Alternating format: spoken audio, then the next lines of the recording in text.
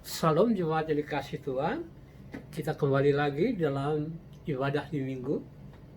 Dan dalam ibadah minggu ini saya ingin beritakan kebenaran firman Tuhan yang diambil dari 2 Timotius 4 ayat 1 yang topiknya adalah memberitakan Injil. Beritakan Injil adalah amanat agung yang Tuhan Yesus sendiri berikan kepada murid-muridnya sebelum dia terangkat ke surga. Itu tertulis dalam Matius 28 ayat 19. Tapi sebelumnya mari kita berdoa dulu ya. Tuhan Yesus, tolong hamba kembali perlindungan-Mu, batalkan setiap hal yang tidak mendukung dalam pemberitaan firman ini. Kuasa-Mu, kekuatan-Mu, kemampuan-Mu hamba butuhkan. Hamba menyerah kepada-Mu di dalam nama Yesus. Amin. Jemaat, mari kita buka 2 Timotius 4 ayat 1. 2 Timotius 4 ayat 1. Saya bacakan ya. Sebetulnya kita harus baca semua ayat 1 sampai ayat yang terakhir dalam 2 Timotius 4 ini.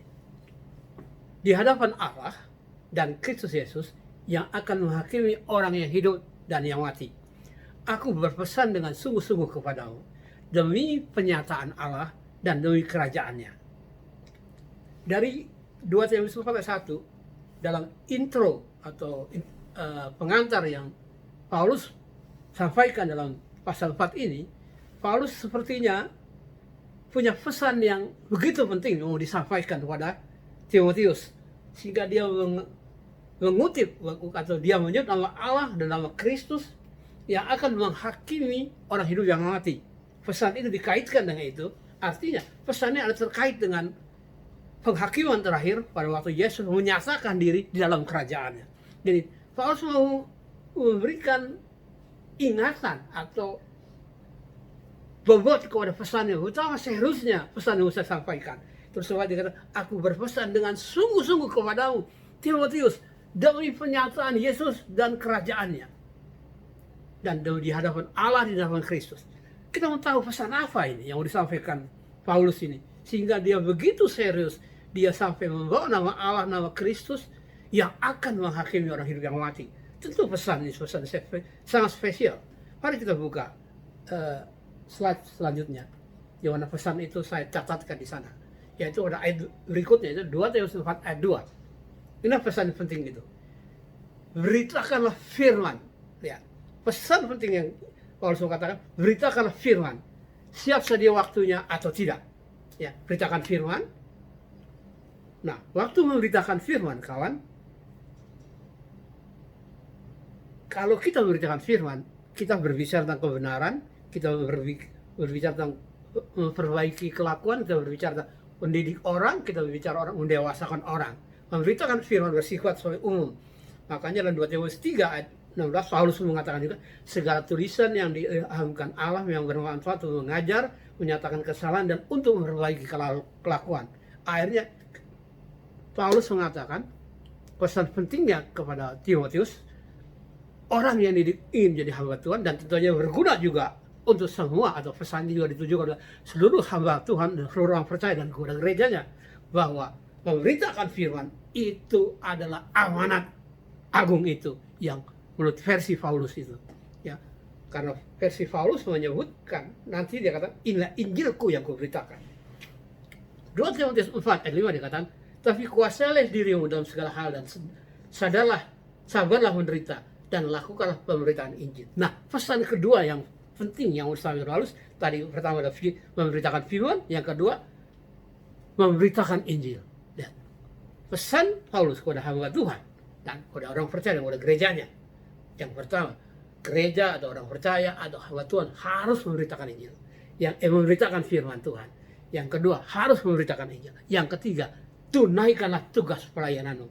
Jadi ada 3 pesan penting yang Paulus katakan kepada Timotius, anak didiknya nih, yang diharapkan akan menjadi penggantinya, menjadi hamba Tuhan. Tentu ini pesan ini juga relevan dengan kita, para hamba Tuhan dan gereja yang percaya kepada dia, untuk tetap memberitakan firman, untuk tetap memberitakan Injil, untuk tetap melakukan tugas pelayanan kita di dalam nama Yesus. Mari kita mau elaborasi lebih lanjut. Kita buka slide selanjutnya.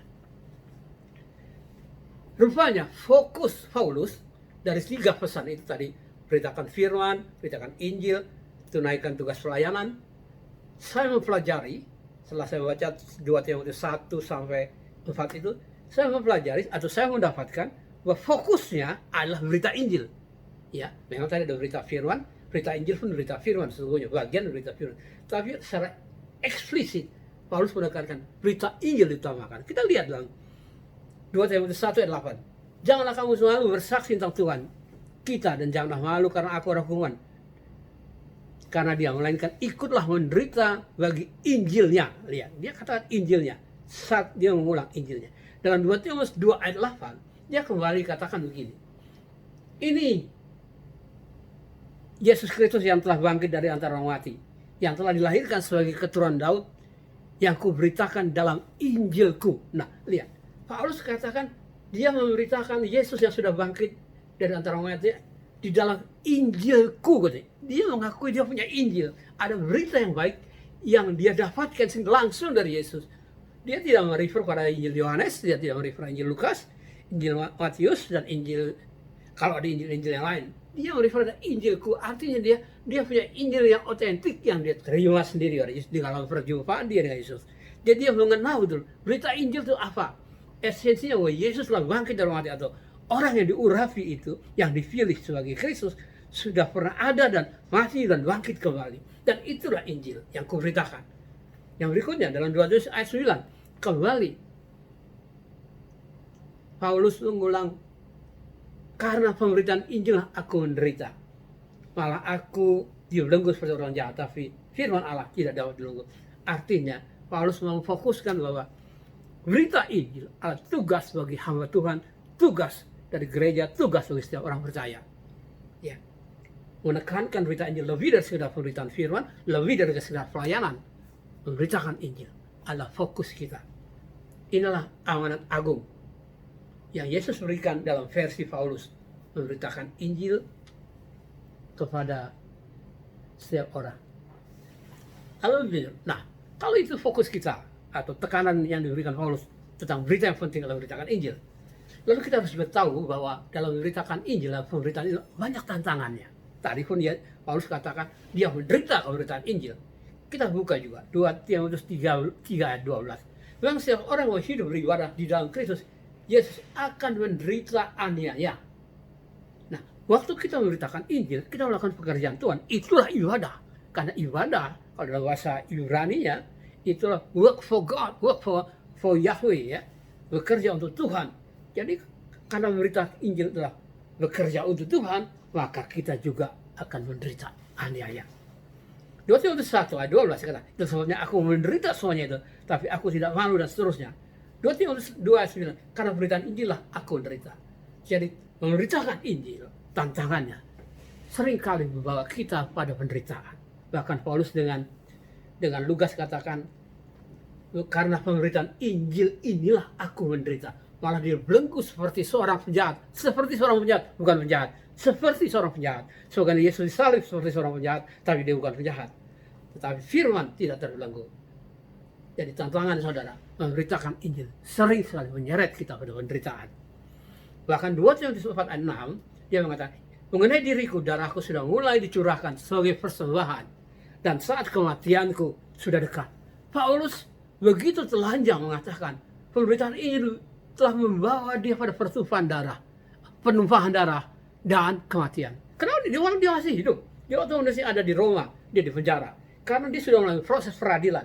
Dan dia sudah membaca proses peradilan ini sudah disiasati sedemikian rupa, yang sudah diatur sedemikian akan memvoniskan dia pada kematian. Kita tahu dalam sejarah dicatat dia dimatikan dengan disalibkan terbalik. Saudara, mari kita lanjut. Tapi tidak hanya tantangan, tidak hanya hal-hal yang menakutkan dalam pemberitaan Injil yang menanti kita. Allah juga berjanji, janji ilahi dalam pemberitaan Injil. Kita buka dalam slide selanjutnya, ya, lihat. Janji Allah dalam pemberitaan Injil. Kita lihat dalam 2 Timotius 2 ayat 12. Jika kita bertekun, kita pun ikut memerintah dengan dia. Jika kita menyangkal dia akan menyangkal kita. Jika kita tidak setia, dia tetap setia, karena dia tidak dapat menyangkal dirinya sendiri. Nah, saya mau katakan dalam 2 Timotius 2 ayat 12, jika kita bertekun dalam pemberitaan Injil, bertekun dengannya, kita akan ikut memerintah bersama dia. Ini janji di akhir zaman, bahwa kita akan bangkit memerintah pada dia. Nah, inilah kita akan bersinar seperti matahari. Itulah kita, gereja pada akhirnya akan bersinar matahari waktu kita bersama dia. Gereja bersinar, bukan bersinar seperti, ya kita bersinar seperti lampu nanti, tapi nanti di akhir zaman, kalau kita bertekun bersama dia. 2 Timotius 1 ayat 12 katakan, itulah sebabnya aku menderita semuanya, tapi aku tidak malu. Karena aku tahu kepada siapa aku percaya. Dan aku yakin bahwa dia yang berkuasa dan dia berkuasa melihara apa yang telah dipercayakan kepadamu. Nah, ini indahnya. Ya. Paulus tahu tuh bahwa Yesus sang berita Injil, bukan pemberita Injil, Yesus sang berita Injil itu berkuasa memelihara apa yang sudah dipercayakan kepada kita, yaitu berita Injil, berkuasa sampai pada hari Tuhan. Artinya apa yang kita beritakan, jerih payah kita tidak akan sia-sia, akan dipelihara oleh dia. Walaupun dalam kadang-kadang pelayanan kita lihat ada kekacauan di sini, kekacauan di sana, pemberontakan, Yesus berkuasa memelihara semuanya sampai pada kesudahannya. Dan ini akan menghiburkan kita untuk bertekun dalam melayani dia dan memberitakan Injil. Berikutnya, 2 Timotius 2 ayat 19. Tapi dasar diciptakan Allah itu teguh, meterainya ialah Tuhan mengenal siapa kepunyaannya. Wow, itu hibur kita sekali. Kalau kita menjalankan pemberitaan Injil, kita melayani dia dalam memberitakan Injil, Tuhan jamin bahwa dia mengenal siapa kepunyaannya. Jadi kita waktu kita hidup dalam memberitakan Injil, kita tidak khawatir bagaimana kita makan, kita tidak usah khawatir bagaimana ini, bagaimana. Tuhan, waktu kita menangis, waktu kita bergumul, waktu kita sakit, Tuhan tahu, karena dia mengenal siapa kepunyaannya.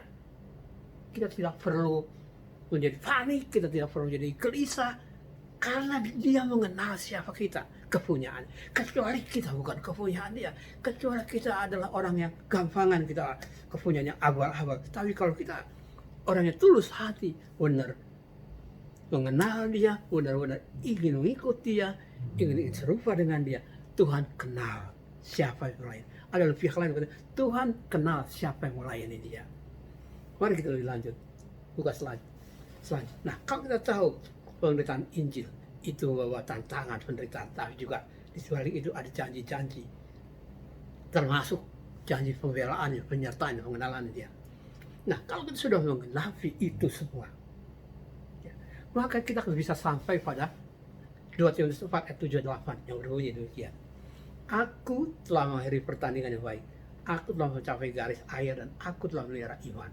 Sekarang telah tersedia bagimu mahkota kebenaran yang akan dikaruniakan kepada aku oleh Tuhan. Hakim yang adil pada harinya, tetapi bukan hanya kepada aku, melainkan juga kepada semua orang yang merindukan kedatangannya. Saudara, apa yang saya sampaikan?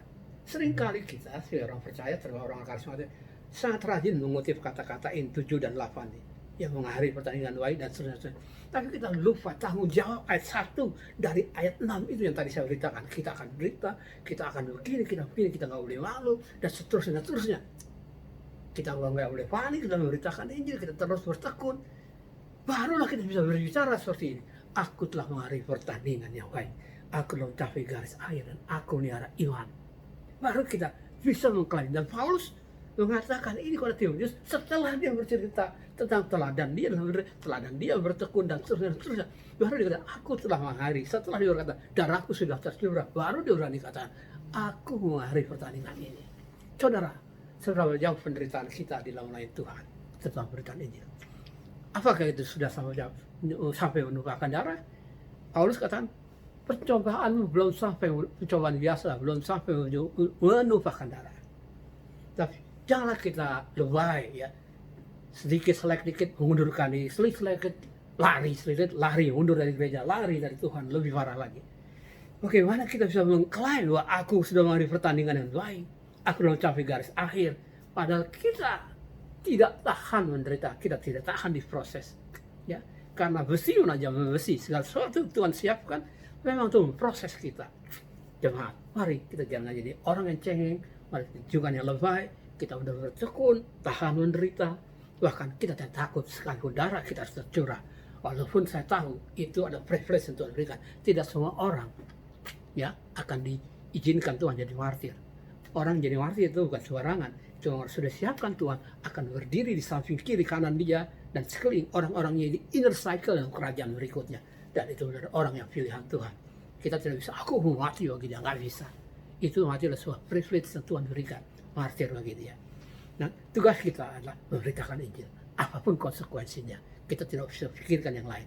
Mari kita lanjut slide berikutnya. Nah, saya mau katakan, berita Injil itu sebenarnya simple, ya, simple.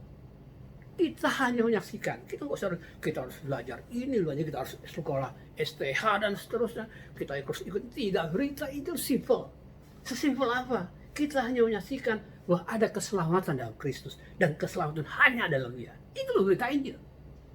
Very simple, it's so simple. Kita hanya menyaksikan, kita tidak perlu berdebat dan berdebat. Kita hanya menyatakan ada keselamatan dalam nama ini dan tidak ada dalam kolong langit nama lain yang Tuhan sudah pilih. Yang berikutnya, keselamatan adalah anugerah, bukan hasil usaha kita. Itulah berita Injil. Anugerah itu ada dalam Yesus. Berikut yang lebih kompleks sedikit. Allah mengasihi manusia sehingga dia datang dalam dunia mengambil rupa manusia, ya rupa Yesus, untuk menjangkau kita. Barang siapa percaya kepadanya tidak binasa. Yohanes 3 ayat 16. Itu beritanya, so simple. Kita hanya menyaksikan, kita tidak perlu mempersiapkan diri, berdebat dan seterusnya. Bahkan dalam 2 Timotius 2 ayat 8 dikatakan, ingatlah ini, Yesus Kristus yang telah bangkit dari orang mati, yang telah dilahirkan sebagai keturunan Daud, itulah yang kuberitakan dalam Injilku. Ya simple. Ini Injilnya Paulus katakan, itu yang saya beritakan, bahwa Yesus yang telah dibangkitkan dari orang mati, yang telah dilahirkan dari keturunan Daud, itulah kuberitakan. Kenapa dia nyebut keturunan Daud? Karena dalam perjanjian lama ada janji Allah pada Daud, janji Yahweh, bahwa keturunanmu akan duduk dalam takhtamu kekal selama, dan Yesuslah yang menjadi raja kekal selamanya. 2 Timotius 2 ayat 23 dikatakan, hindarilah soal-soal yang dicari-cari yang bodoh dan tidak layak. Engkau tahu bahwa soal-soal itu menimbulkan pertengkaran. Akhirnya dalam perintah itu kita hindari hal-hal yang bodoh, hal-hal yang hanya menimbulkan pertengkaran, kita hindarilah. Saudara, itulah hamba Tuhan, ya. Kita menghindari perdebatan. Ya, tapi kita harus memberitakan, kita harus menyatakan siapa diri kita. Tapi kita menghindari perdebatan.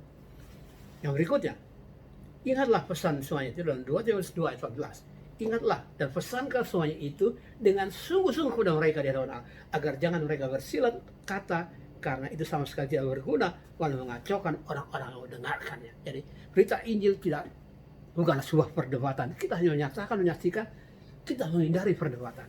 Saudara, saya sering sekali kalau di media sosial ada berita-berita yang menurut saya sangat memojokkan kekristenan, saya suka tulis, dan kan ada biasanya berita itu ada komen juga. Kan mereka komennya aneh-aneh, saya suka komen, tapi saya sudah lupakan, saya nggak berdoa biarnya. Yang penting dia mereka tahu ada perspektif lain dari apa yang dikatakan. Yang terakhir saya tulis begini, waktu saya berita Pertamina rugi, ya, wah Ahok diserang habis-habisan, ya, katanya Ahok bukan hanya perlu dipecat, dia perlu dipenjara lagi. Lalu komen-komen itu di komen-komennya, lalu saya komen begini, kalau perusahaan rugi, seharusnya orang yang bertanggung jawab bukan hanya komisaris utama, yaitu posisi Ahok itu, tetapi yang paling utama harus bertanggung jawab, yang lebih bertanggung jawab adalah Dirut, karena Dirut adalah orang yang memegang wewenang untuk mengeksekusi bisnis perusahaan, bukan Komut hanya nasihat, mengawasi, tapi eksekutornya Dirut orang-orang bertanggung jawab, karena dia bisa bermain, ya. Komut mengawasi, tapi pelaksana lah, pemain lah, yang bertanding adalah Dirutnya. Dan sini sore aku sih ingin melihat perspektif, membuka perspektif mereka itu. Jangan kelihatan bahwa mereka itu berat sebelah dalam dunia, ya. Tidak melihat kok hanya si satu orang ini, ya, yang satu lagi yang pakai hijab itu dirutnya nggak disentuh sama, bahkan dia orang bertanggung jawab. Tapi saya nggak, langsung itu saya lupakan, saya nggak mau ikut berdebat. Saya tulis gitu supaya orang yang kebanyakan kaum kadrun itu bisa melihat perspektif yang lain. Itu tugas saya, karena beritakan firman, koreksi kebenaran itu. Tadi kan dikatakan, beritakan firman, nyatakan yang salah, nyatakan yang bodoh. Saya hanya gitu kan aja sekali, dan diam, sudah. Saya nggak ikut berdebat, dan saya selalu begitu. Kalau ada menurut saya udah nyeleneh gitu, saya pernah juga sekali, saya lihat orang menghina kekristenan, iman Kristen, dan mengatakan Alkitab itu palsu, ya sudah gini. Itu juga dalam debat-debat ini mereka saling, ya, kebanyakan yang debatnya orang-orang awam juga, jadi nggak bisa melakukan apologetika. saya agak tergelitik, ada saya kasih komen begini. Alkitab dan kekristenan itu besar di bumi barat, suatu bangsa yang sangat kritis dan terbuka, di mana loh bangsa itu, budaya bangsa tidak ada satupun hal yang tabu untuk dikritik. Alkitab dan kekristenan sudah survive dalam budaya barat yang sangat kritis itu. Nah, kalau agama lain dan kitab lain belum pernah dikritik setajam Alkitab, belum pernah survive dalam budaya yang terbuka seperti barat. Mereka punya hidup dalam budaya yang tertutup di dunia timur, di dunia timur tengah, semua terlindungi dengan kekerasan sampai yang ngeri kelas hukum mati. Nah, saya tulis begitu dan mereka ada diam, dan saya juga nggak mau ikut menivali lagi, sudah buat saya sama lempar itu tutup agar mereka buka perspektif. Dan itu kebenaran firman, karena kan firman itu beritakan firman untuk menyatakan apa yang bodoh, apa yang salah. Ya saya itu nyatakan apa yang bodoh itu soal kebodohan, hanya melihat yang benar. Udah bagian lain di bagian lain saya juga pernah nulis begini, karena dia begitu meremehkan Kristen yang lemah dan ini orang Kristen takut berdebat dan saya bilang begini, ayo kita bersaing dengan terbuka, tapi persaingan ini bukan terbuka dan nggak pasti pertandingan ada fair play sebenarnya terbuka, tapi kenyataannya kita ini sebelum bertanding sudah diikat kakinya, diikat tangannya dengan apa? Dengan peraturan menteri, dengan SKW, surat keputusan bersama dan sebagainya. Jadi tidak fair. Ini menunjukkan bahwa kalian tuh takut sama kami sebetulnya, sehingga kami perlu diikat kiri kanan agar ya itu menunjukkan ketakutan saya bilang. Dan tapi saya nggak mengikuti orderan, saya langsung tinggalkan left. Yang penting dia bisa melihat perspektif mereka, bahwa apa yang mereka tulis tidak begitu saja tanpa di challenge. Ya, mari kita kembali kepada firman Tuhan. Kita harus hindari perdebatan. Ya, lalu kenapa pada saat selanjutnya, kenapa why kita memberitakan Injil? Kenapa kita harus memberitakan Injil? Saudara, harus saya mau kasih tahu, memberitakan Injil itu tidak sama dengan kristenisasi. Ya, kita itulah mungkin ada kesalahan orang Kristen juga, karena kalau Kristen kita mengejar statistik, ya, berapa jumlah orang Kristen. Kadang-kadang juga bodoh dengan Kristen, gereja ini mengungkap orang Kristen di Indonesia sudah mencapai 30%. Akhirnya itu membuat geger semua pihak dan mereka malah membuat sikap kuda-kuda lebih ketat lagi. Ini kebodohan. Berita Injil itu bukanlah kristenisasi, nggak ada kaitan dengan statistik, Berita Injil adalah ini. Lihat Efesus 1 ayat 4. Sebab dalam Dia Allah telah memilih kita sebelum dunia dijadikan, supaya kita kudus dan tak bercacat celah. Artinya begini, di dalam banyaknya umat manusia, sekian miliar umat manusia di bumi, sudah ada dari mereka yang sudah dipilih oleh Allah sebelum dunia dijadikan, dipilih untuk diselamatkan. Tugas kita adalah memberitakan Injil agar mereka yang sudah dipilih sejak akhir zaman itu mendengar berita Injil, karena mereka sudah akan dipilih dari akhir zaman. Waktu dia mendengar berita Injil, mereka akan meresponi dengan baik. Nah, kalau mereka memang tidak terpilih, mereka tidak akan meresponi apapun juga. Tapi karena mereka sudah dipilih akhir zaman, sebelum dunia dijadikan, tugas kita hanya mengatakan, kita tidak berdoa, kita hanya mengatakan saja, menyaksikan, dan mereka mendengar dan mereka akan meresponi. Itulah sebabnya kawan, mengapa akhir-akhir ini banyak orang tidak mendengar berita Injil sekalipun bisa menjadi convert pada Kristianiti, karena melihat mimpi, mendengar suara, berjumpa dengan Yesus. Karena apa? Mereka sudah dipilih oleh Tuhan dan gereja gagal menyampaikan kebenaran. Akhirnya Tuhan intervensi masuk ke sana. Ini mau saya katakan bukan berarti kita udah kita berdiam diri, tidak. Ini suatu teguran buat kita. Gereja harus bergerak. Nanti kita tahu bergerak dalam hal bagaimana ya. 2 Timotius 2 ayat 10. Ini perkataan Paulus kepada Timotius. Karena itu aku sabar menanggung semuanya itu.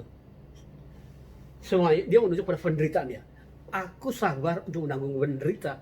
Lihat, Paulus katakan dia menderita itu bagi orang-orang pilihan Allah, supaya mereka juga mendapatkan keselamatan dalam Kristus Yesus. Artinya Paulus tahu mereka sudah dipilih Allah, cuma belum mendengar Injil, dan dia mau menderita walaupun dia dianiaya, dia tetap menyampaikan karena mereka sudah dipilih. Seyogyanya dia menikmati keselamatan juga. Itu tugas kita. Jadi kita menyampaikan kebenaran agar yang sudah dipilih itu bisa terhisap dalam keselamatan itu. Kita tidak menarik orang-orang supaya makin banyak berapa persen. Kita tidak peduli itu. Ya, kita hanya mau menjangkau memang orang yang sudah dipilih. Ya, supaya mereka mendengar Injil dan mereka meresponi dan mereka terhisap dalam keselamatan. Matius 24:18. Dan Injil kerajaan ini akan diberitakan berikutnya. Kenapa kita harus beritakan Injil? Selain karena orang sudah dipilih, Allah sudah dunia dijadikan dan kita harus bergerak. Yang kedua, pemberitaan Injil juga akan mempercepat kedatangan Yesus sendiri kedua kali. Karena dalam 2 Timotius 1 dikatakan, Injil kerajaan akan diberitakan seluruh dunia, menjadi kesaksian bagi semua orang, dan barulah akhir dari kesudahannya. Saudara, waktu kita memberitakan Injil dan semua orang mendengarnya, entah itu secara verbal atau melalui media sosial, itu menjadi validasi bahwa berita Injil sudah sampai ke semua orang, dan itu akan mempercepat Yesus datang, sehingga orang yang selama ini menghina kekristenan, orang yang menghina kita, memojokkan dan mencuri kita, akan dipermalukan waktu sang hakim datang dalam kerajaannya. Itu penting buat kita. Yang berikutnya, kenapa kita harus beritakan Injil? Karena Injil itulah kekuasaan Allah. Roma 1:16. Karena Injil adalah kekuasaan Allah yang menyelamatkan setiap orang percaya. Dalam Injil adalah kekuatan Allah. Kekuatan Allah itu melampaui kekuatan yang lain. Sehingga kita tidak takut sama Asir, kita tidak takut sama COVID-19, kita tidak takut kemiskinan, kita tidak takut kematian, kita tidak takut pada sakit penyakit. Sehingga kita tidak cepat mati. Orang cepat mati karena belum apa-apa udah drop. Biasanya orang cepat mati itu waktu dia sakit, lalu semangat hidupnya sudah hilang, drop. Ya sudah, kalau sudah drop semangat hidupnya, langsung lewat. Saya mendengar kabar di sini, masih keluarga dari istri saya, ya seorang pendeta, dia bukan sakit hati, dia mengalami kelemahan tubuh, ya, mulai nggak enak makan dan demam dan seterusnya, ya ada gejala-gejala gitu. Tapi diperiksa di sana sini dengan rapid test, semua non reaktif saja, ya. Dia masih melayani karena bertemu dengan banyak orang, karena dia seorang gembala, seorang pendeta. Tapi karena kondisi tubuhnya makin drop, diperiksa lah, dia di refer lah ke rumah sakit umum, ya. Di rumah sakit umum itu dia di ronsen, didapatilah ada sebuah flek dalam paru-parunya, dan divonis dokter dia positif kena corona. Sejak dia positif kena corona, dia diisolasi dan keluarganya pun tidak bisa mendampingi dia. Dia awalnya suka pesan SMS oleh handphone kepada keluarganya, minta makanan ini. Saya mengerti, selama sakit pun saya minta istri saya, tolong bahwa ini saya mau makan ini rasanya, ya. Dan dia dan keluarganya tidak bisa ngantar makanan diantar tapi nggak diberikan kepada si pasien. Alasan susternya karena dia hanya bisa masuk melayani itu berdasarkan kerja shift, ya. Kalau belum waktu shiftnya dia nggak mau datang. Jadi kayaknya sudah dikirim masuk mengunjungi pasien corona tuh nggak setiap saat bisa masuk, atau bukan setiap saat bisa masuk, setiap saat dia berani masuk. Jadi maksudnya terpaksa karena waktu ganti shift dia harus ada pertukaran tanggung jawab, dia datang baru mengunjungi pasiennya, sehingga barulah dikasih makanan itu. Saudara, dalam kondisi yang terpencil itu, dia mulai drop, ya, drop bahkan mulai koma, tidak sadarkan diri dan tidak tertolong dan meninggal dunia. Ya, orang kalau sudah drop tidak punya kehilangan harapan, ya kita semakin cepat menuju kuburan, ya. Tapi kalau kita mengerti Injil adalah kekuasaan Allah, kita selalu punya harapan karena Allah mengenal siapa kepunyaannya. Aduh, saudara, terakhir saya dioperasi, saya alami sekali situasi mati dan hidup, ya. Bahkan istri saya waktu melihat saya habis keluar ruang operasi, Dedi ini kayak korban perang katanya. Udah darah, banyak darah, bercak darah di muka saya yang tidak bersih, dibersihkan, tidak rapi dibersihkan oleh susternya. Rambut saya ini apa ya, pekat karena banyak kena lengketan darah, ya. Semua darah ada di mana-mana. Dan saya sendiri benar-benar tidak berdaya. Kalau saya bisa bertahan itu karena saya punya harapan dan saya tahu Tuhan mengenal saya dan saya berharap pada belas kasihan. Saya tahu semuanya belas kasihan dia dan Allah tidak pernah menolak orang datang kepadanya. Saudara, betapa penting kita beritakan ini. Karena Injil itu kekuatan Allah. Kita dibenarkan bukan karena kita benar, tapi karena kasih karunia, karena Dia membayar harga kebenaran kita. Oh, Ini buat kita selalu punya harapan untuk datang kepada Dia dalam kondisi apapun, karena Dialah Allah yang penuh belas kasihan. Mari kita buka slide berikutnya. Mari kita lihat sekarang bagaimana kita memberitakan Injil. Lihat pola dulu. Kita lihat pola dulu. Pola memberitakan Injil zaman dulu. Ya kita lihat tentu Yesus bagaimana memberitakan Injil. Dicatat dalam Matius 4 ayat 23. Yesus berkeliling di seluruh Galilea. Ia mengajar di rumah-rumah ibadah dan memberitakan Injil kerajaan Allah serta melenyapkan segala penyakit dan kelemahan di antara bangsa-bangsa itu.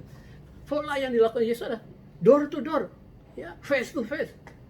Kepada orang-orang itu datang memberitakan Injil, dan Yesus memilih lebih banyak memberikan waktunya kepada orang Samaria, tidak kepada orang Yahudi yang beragama itu, yang kalau dibicara langsung ditentang. Ya. Kebanyakan ini Galilea daerah Samaria ini, ya, berikan Injil kepada saudara. Pola seperti ini tentu sudah tidak bisa lagi sekarang, ya. Kita door to door ke rumah-rumah orang, kita bisa diparang orang, ya. Bahkan di mana di Jakarta itu setiap hari Sabtu ada car free day, apa sih? Ada hari bebas berkendaraan, ya, di Jakarta tiap hari Sabtu. Dan dalam itu mereka berjalan kaki, mereka jogging, main sepeda, dan itu digunakan beberapa denominasi gereja untuk memberitakan Injil dengan cara-cara pola-pola yang lama, memberikan traktat dan seterusnya, dan itu menjadi heboh.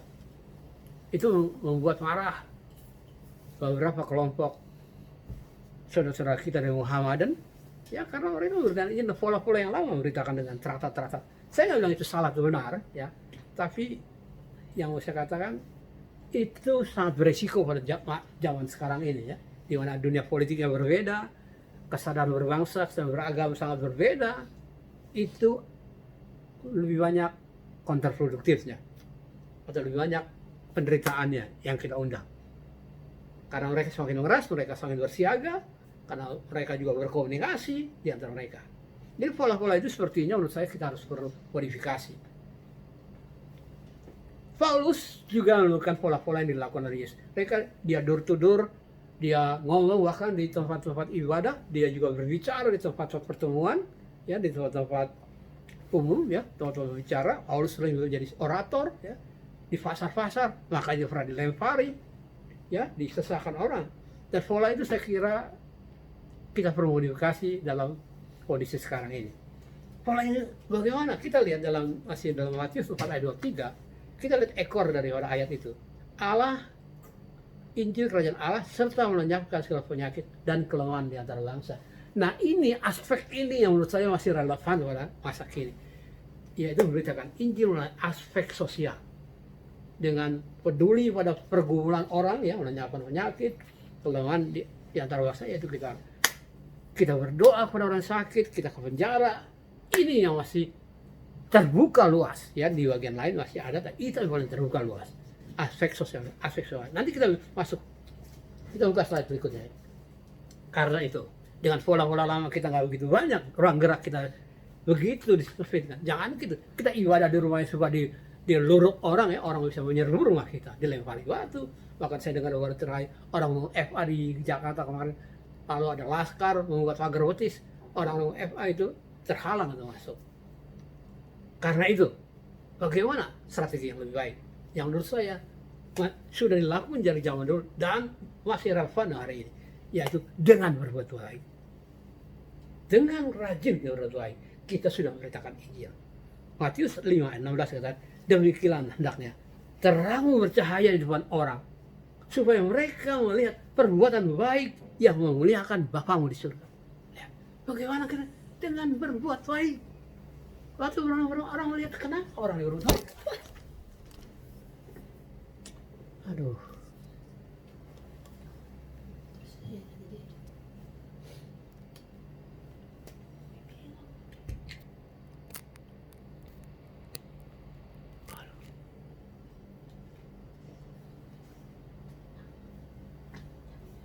Sorry, nanti diedit, ya. Dengan berbuat baik, orang akan tertarik pada kita. Dan tertarik, lalu kamu cari tahu siapa kita. Makanya kita punya kebiasaan membagi sembako, ya. Waktu kita membagi sembako, saya bilang waktu itu sembako udah dikemas, ada di sekretariat sama Eti, udah dikemas di dalam kemasan kresek. Lalu sebelum dibagian saya sempat datang ke sekretariat gereja. Saya cek, saya lihat di setiap sembako ditulis gereja Wetani, dari gereja Wetani, gereja. Saya bilang, robek semua itu. Kita bukan mau apa ya, seperti sindiran mereka, kasih kacang hijau, membeli iman orang dengan membeli dengan kacang hijau. Tidak. Kita berbuat baik bukan untuk membeli iman mereka. Tidak. Kita berbuat baik tulus. Kita nggak peduli yang mereka tahu kalau kita atau tidak. Kita, tapi Tuhan tahu siapa pemilik kepunyaannya. Hapus baru bagikan. Kalau nanti mereka bertanya, kita jawab. Tapi kalau nggak usah kita pakai seperti partai politik membuat aksi sosial, tulis partai ini, PDIP, kan ini nggak perlu kita. Gereja harus punya warna berbeda. Bagikan saja. Dan waktu kita bagikan, saya lihat mereka banyak. Luar biasa saya saksikan. Ada yang tiba-tiba bertelut, di lututnya jatuh, ucap syukur. Walaupun dia masih ucap syukur, masih Allah mereka yang lama. Tapi saya yakin, diam-diam mereka akan bertanya, tadi mereka ini siapa? Atau diam-diam dengan motor, dia mengikuti mobil kita. Pulangnya ke arah mana? Oh, kita udah tahu, oh orang Nasrani. Pasti Tuhan akan buka jalan. Tanpa kita melanggar aturan-aturan di buat pemerintah. Karena kan dilarang di negara ini. Untuk membujuk orang beragama lain, untuk ikut agama. Ada larangan dari menteri itu. Nggak boleh kita. Tapi dengan cara begini, dia berbuat baik tanpa kita bawa bendera kita. Akhirnya mereka akan tanya juga. Akan cari tahu siapa yang berbuat baik. Makanya Galatia 6 ayat 9, janganlah kita jemu-jemu berbuat baik. Karena bila sudah datang waktunya, kita akan menuai juga. Artinya waktu kita berbuat baik, jiwa-jiwa itu akan datang juga. Percaya. Kita dibedakan dari perbuatan kita. Orang akan bertanya. Saya orang melihat kemarin juga kesaksian seorang yang mengaku convert, ya. Dia juga kata dia itu kerja di Batam karena COVID, dia di PHK tinggal di Jawa, pulang ke Jawa. Saudara-saudara dia mau hidup dari belas kasihan saudara-saudara. Tapi lama-lama saudara-saudaranya juga malas juga memberi orang yang punya kerjaan. Dia punya anak dua masih kecil-kecil, sekolah, dia bingung cari makannya gimana, bayar uang sekolah gimana. Saudara-saudara juga malas lah membiayai. Saudara kalau tiap hari dimintain rupiah jenuh juga. Lalu dia datang ke para ulama dia, dan sama juga, nggak ada yang membela dia, nggak ada yang beri apa. Akhirnya entah bagaimana ceritanya dia persingkatnya, tiba-tiba dia ketemu dengan suami istri, memberi dia makan dan memberi dia uang. Orang itu udah nggak tahu pergumulan bapak itu, tapi beri makan dia beri uang. Lalu dia tanya, kenapa bapak berkasih? Karena kami punya kasih. Lalu udah tahu loh, dia seorang pendeta. Sejak itu dia percaya pada Isa Al-Masih, dan dia buat video sendiri pribadi disebarkan di media sosial. Dia menyaksikan kebaikan orang Nasrani, kebaikan Kristus itu. Saya sudah kemana, saya tidak menjalankan agama saya katanya, tapi ini realitanya. Tidak ada yang menolong saya, justru orang Nasrani. Saudara, jangan jauh-jauh berbuat baik. Saya sudah mengalami, tapi saya nggak mengulang. Mengalami banyak orang, ya, karena perbuatan baik kita, orang mengenal dia. Kemarin saya berjalan dengan seorang yang sepakat dengan kami buat perusahaan, dan kita sedang merintis perusahaan di sebuah perkebunan. Saya bilang sama dia, kalau perusahaan ini mau luar biasa, perusahaan ini juga harus menjadi bagian dari pelayanan. Kita tidak sekedar cari untung, ya. Harus perusahaan ini punya visi sosial. Dan kemarin kita bicara dengan kelompok orang Dayak di daerah mana saya kurang tahu, di Kilo sana.